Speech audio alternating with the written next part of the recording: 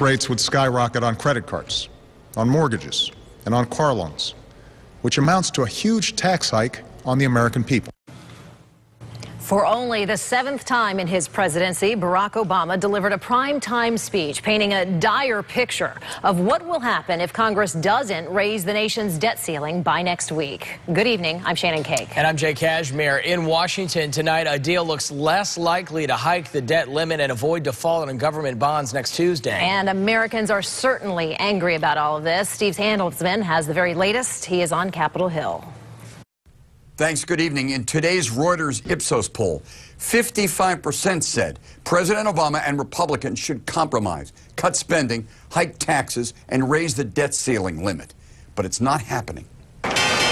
Stocks dived at the opening bell. Wall Street more worried after last night's dueling speeches that there won't be a debt ceiling deal. Ordinary Americans are upset. Oh, totally frustrated.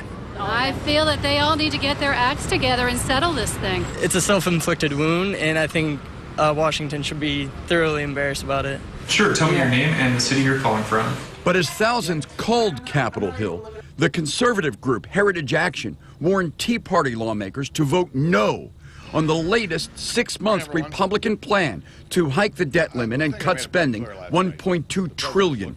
Can John Boehner get his own plan passed? It's reasonable, it's responsible, it can pass the House, and it can pass the Senate. No, it won't, said the White House. The Speaker's proposal cannot pass the Senate, will not pass the Senate, will not reach the President's desk. Compromise?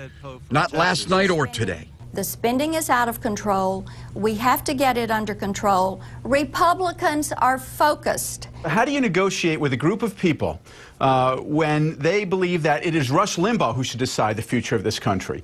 83-year-old Florida Republican John Colombo, worried about his government checks, got angry after last night's speeches. You're arguing about this, arguing about that. Do it. 7 days left. John Colombo is watching.